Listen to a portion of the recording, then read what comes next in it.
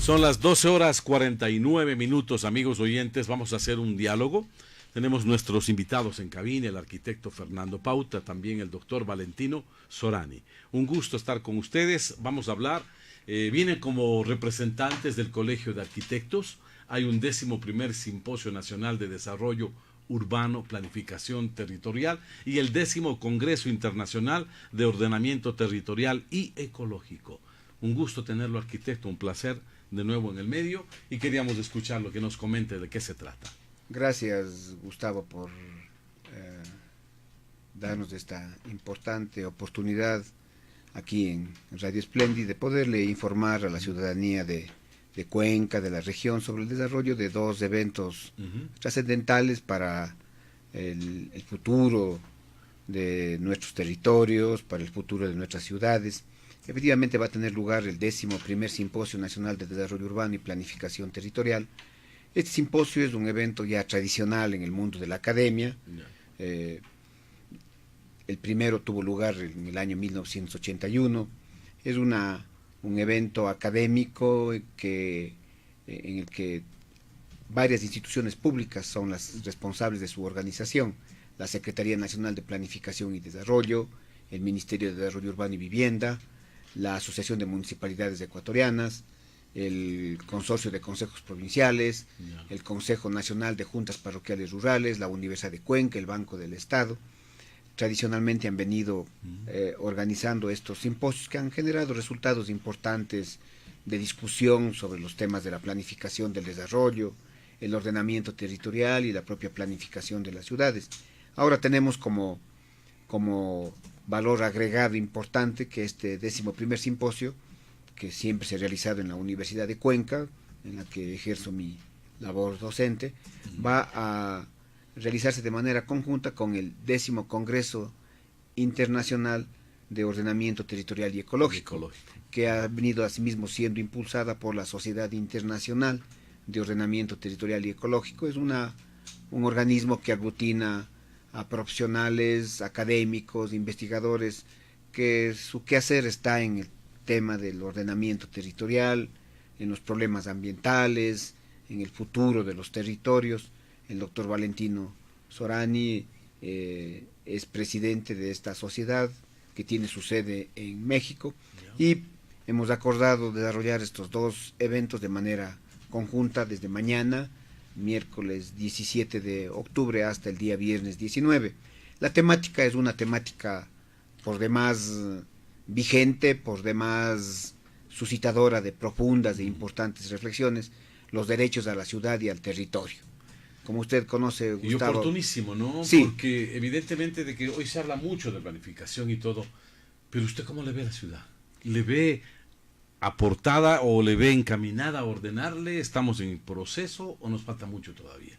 Nos falta, no solo hablando de Cuenca, hablando en general de nuestras ciudades ecuatorianas, tenemos que, como ha sido nuestra reflexión, tenemos que asumir con más decisión política, con más decisión institucional, los propios procesos de planificación. Claro. Todavía, Gustavo, la planificación a veces es un tema de un ritual que se cumple, pero que las administraciones todavía no se apropian de esos procesos de planificación, que muchas veces han requerido fuertes esfuerzos, buenos niveles de participación ciudadana, pero que no son reconocidos muchas veces por las autoridades municipales, por las autoridades provinciales, en fin. Entonces la planificación es una especie de ritual, se cumple lo que la ley dice, pero no trascendemos.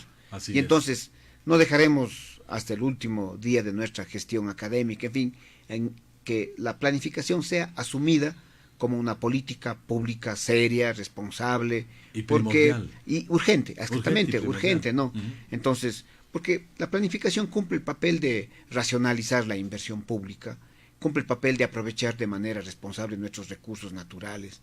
Ya no estamos para pensar de que los recursos naturales son infinitos, de que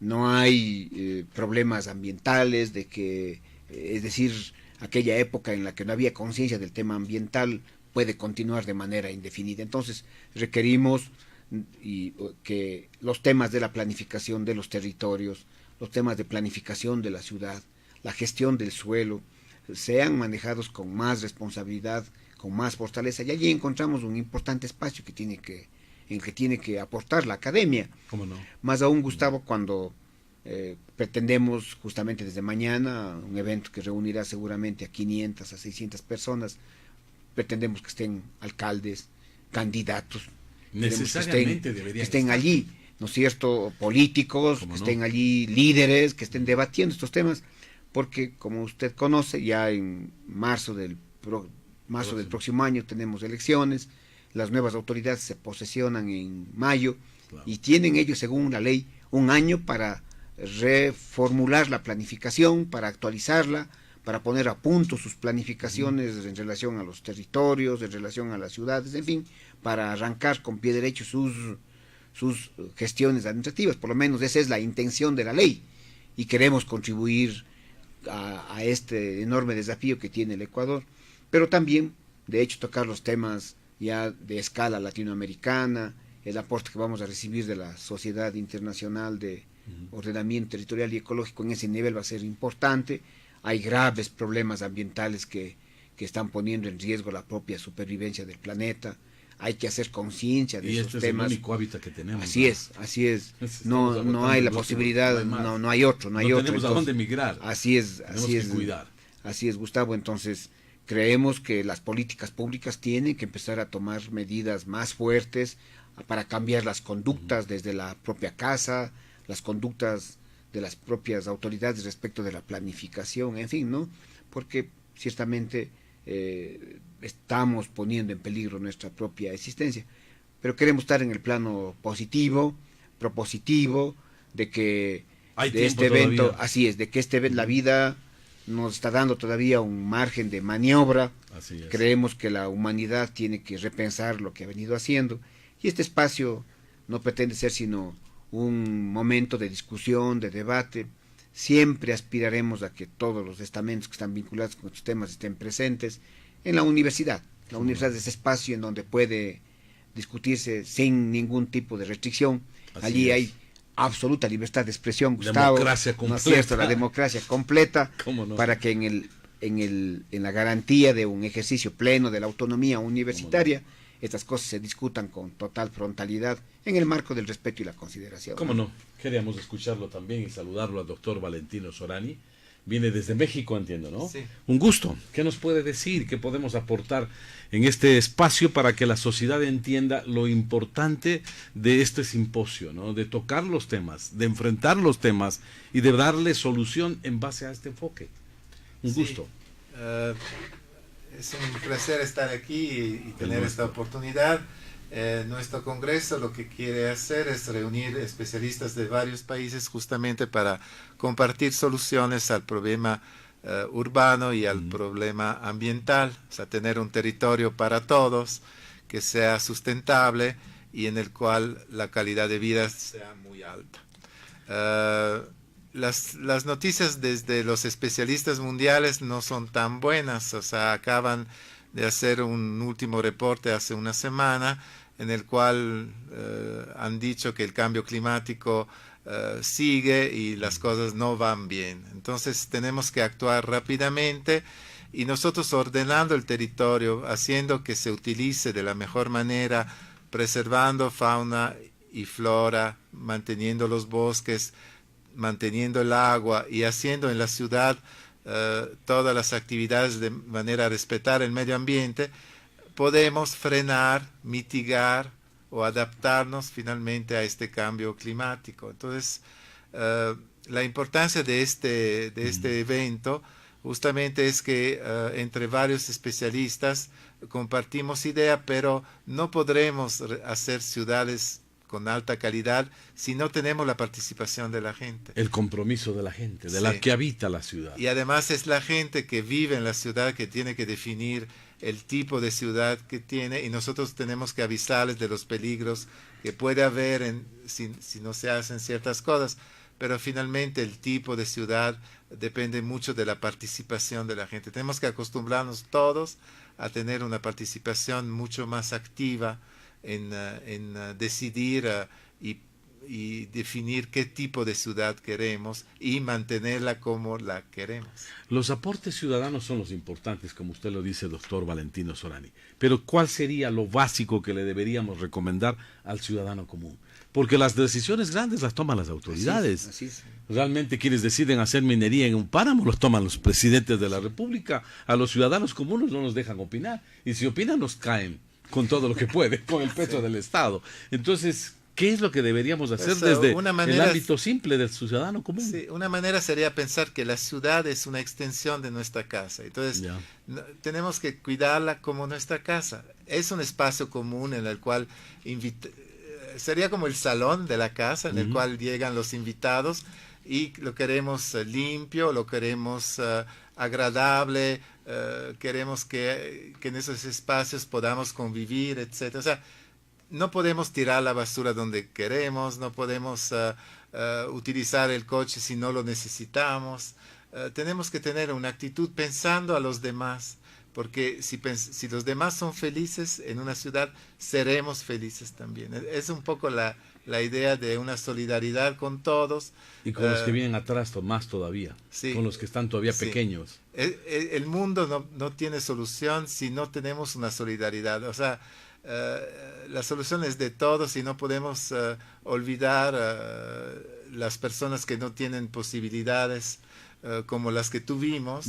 Y entonces hay un papel social que tenemos nosotros también como académicos que mantener, promover y hacer entender que racionalmente, científicamente, si no hay solidaridad con toda la población, entre todos y entre todos hacemos la ciudad no va a ser la que todos queremos. Lastimosamente no. ¿Cómo retornar y cómo volver? Quizás regresar al pasado es imposible, pero sí podríamos tener esos ambientes de una ciudad mucho más gentil y más noble con nosotros que pudimos vivir hace varios años, ¿no? Salir y caminar en paz. No había tanta delincuencia.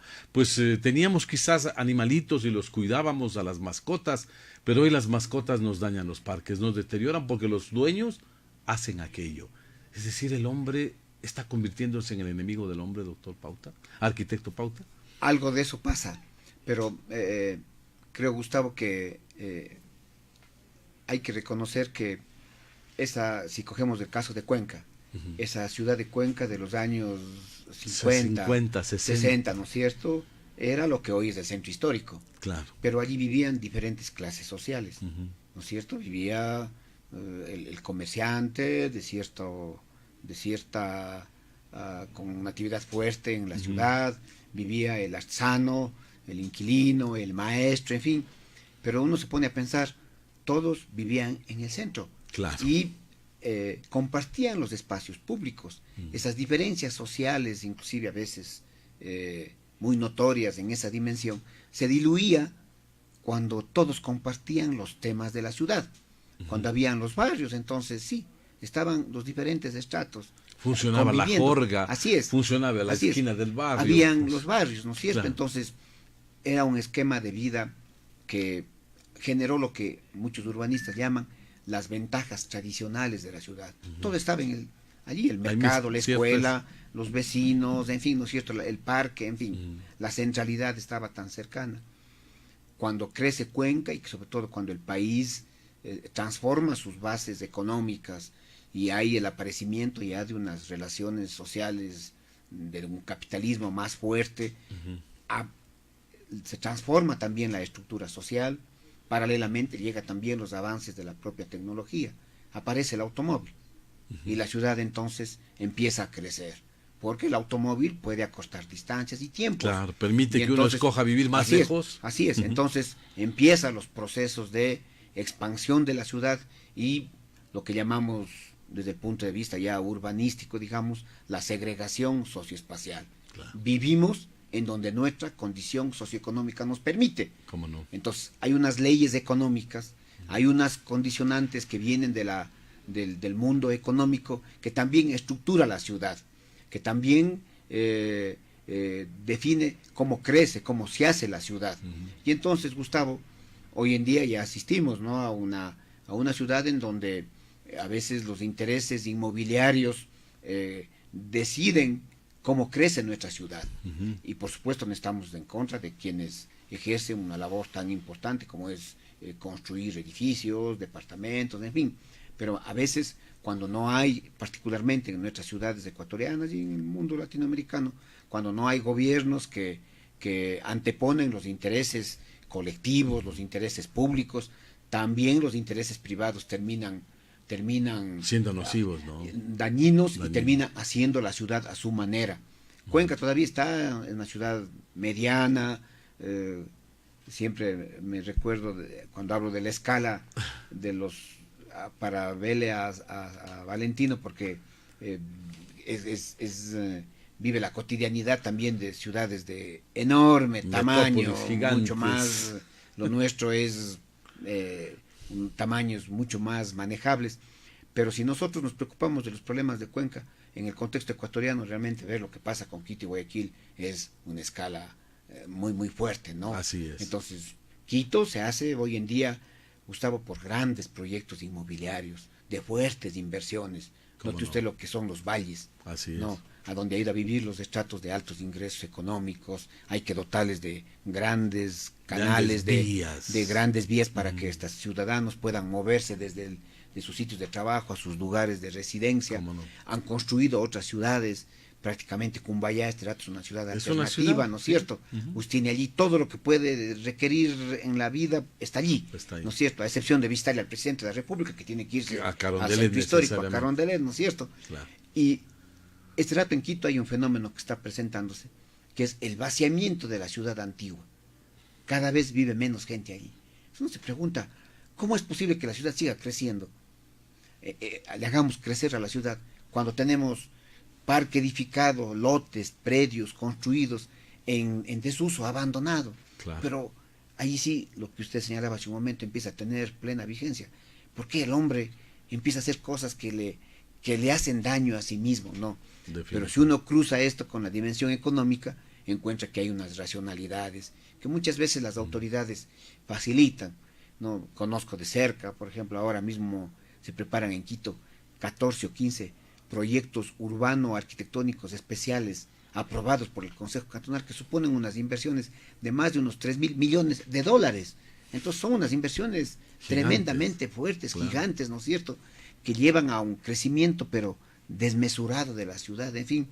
Y yo sí confío de que por lo menos en las ciudades intermedias, empezando por Cuenca, puedan haber nuevas visiones de nuestras autoridades, reflexiones de nuestros técnicos respecto de optimizar lo que tenemos. Ahora mismo nuestro centro histórico también sufre del mismo problema, Gustavo. Sí. Esas casas antiguas en donde vivían... Ya no está el centro poblado ahí. Pues. Así es, ya los barrios están desapareciendo del centro, no? Sí. Porque el comercio se ha tomado esas áreas, porque los segundos pisos de las casas se han hecho bodegas, están porque vacíos. A veces no estamos induciendo, tomando algunas medidas para que los dueños de los predios se vean obligados a arrendarlos, obviamente dentro de ciertos cánones arrendaticios, en fin, pero no podemos tener casas desocupadas en el centro histórico y mientras tanto la ciudad sigue creciendo en la periferia, ¿no? Entonces, porque no hay cómo llegar con los servicios, se vuelve más caro para el propio, sin duda, para la propia municipalidad llegar con esos servicios, con esas infraestructuras,